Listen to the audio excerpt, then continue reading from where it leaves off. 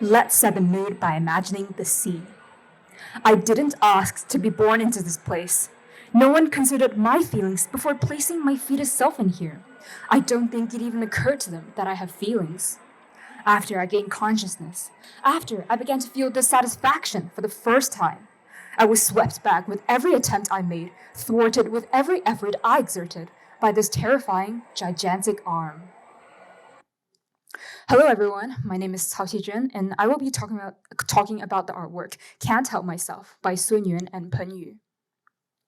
They are a Chinese pair known for creating unconventional kinetic and installation art since the 2000s. Born in the 1970s, the pair met while studying painting at the Central Academy of Fine Arts in Beijing. Their works critically explore political and social authority, addressing concepts like nation states, sovereignty, freedom, and democracy, being confrontational and provocative while doing so. Now, I will talk about the subject matter in the artwork. The work features a modified Kuga industrial robot arm made of stainless steel with a black coating. With a shovel and rubber squeegee, the arm operates with full mobility via a programmable controller. Its smooth, fluid movements, as shown in the video, gave the robot a human-like quality, despite its intimidating appearance. The artists seem to have chosen a robot as the focus to sterilize their artistic will from the piece, reflecting the deterministic nature of the artwork's title. Installed on a white waterproof platform and enclosed by clear panels, the installation also included LED lights and industrial cameras arranged in the ceiling grid.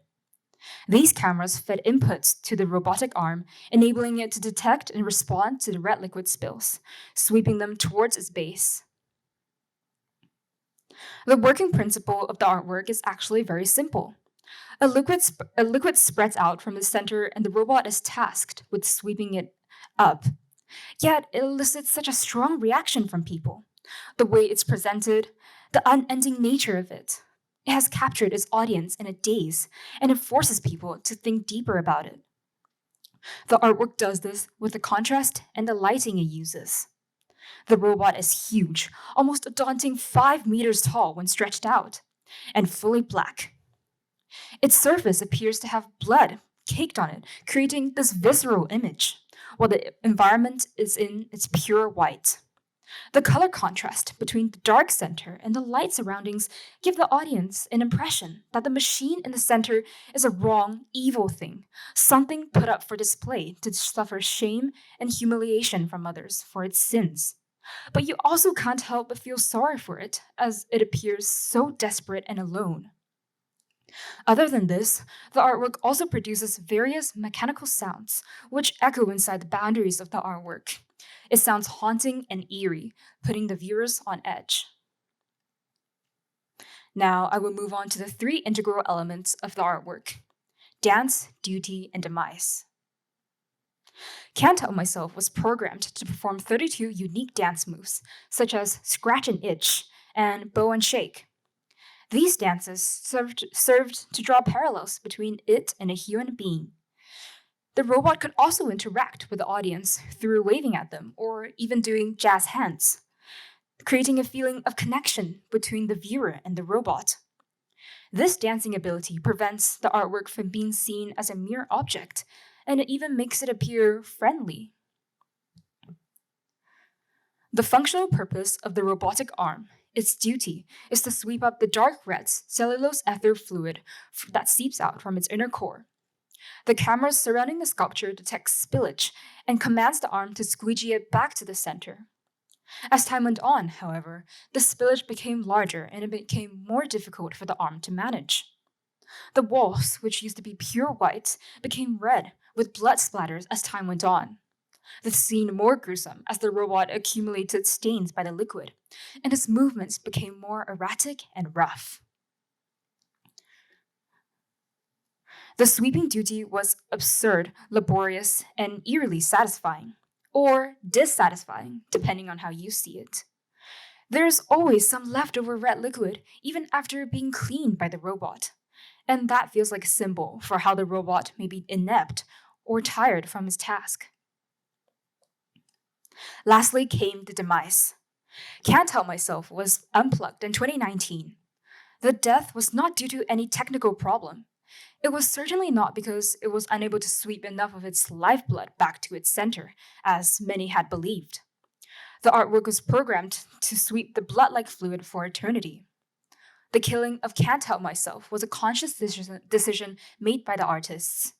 This was a way of making a political statement, which is the protest of authoritarian states and inhumane border control. Now, I will move on to talk about the different interpretations of this artwork. The first interpretation is the artist's intended meaning: border policies in authoritarian states. The robot is a symbol for authority and a liquid a metaphor for the citizens and people policed by these states and laws.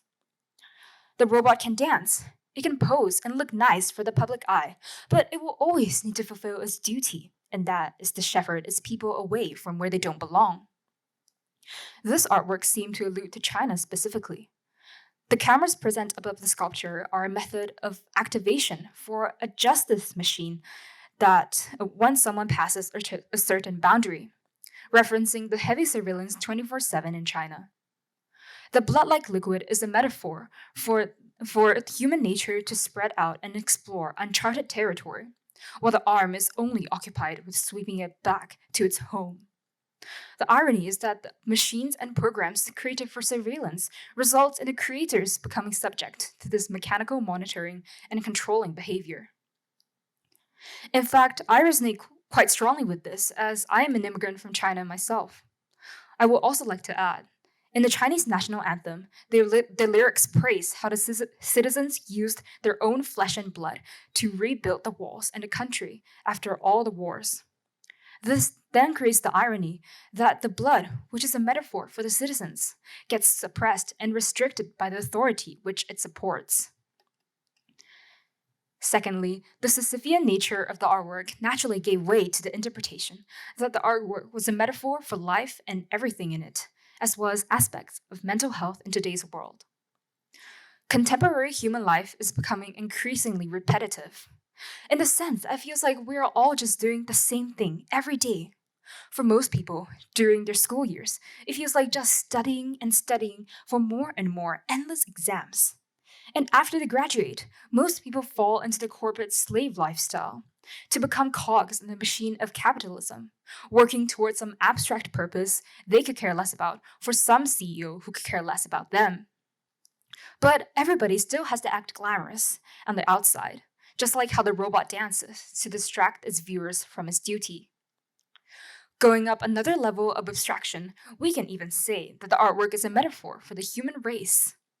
What even is the purpose of reproducing and working all these jobs and making progress in all these technologies? Is there a cosmic goal that we need to complete as a civilization? What was even the purpose of all that hard work prior to death if all this repetition seemed to result in nothing?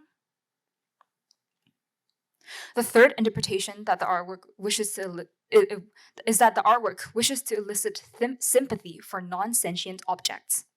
It can also reference the rapid industrialization of the world today and the ways in which humans have gotten more and more intimate with technology.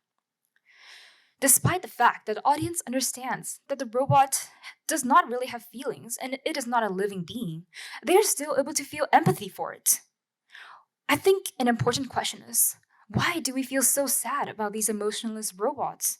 Are we too connected to technology and our materialism? Humans are special because of our unique ability to use tools and technology.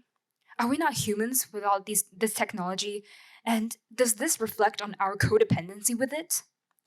Isn't it dangerous to be able to easily feel emotions for a non-living robot in this age where artificial intelligence has begun to grow into something huge and terrifying?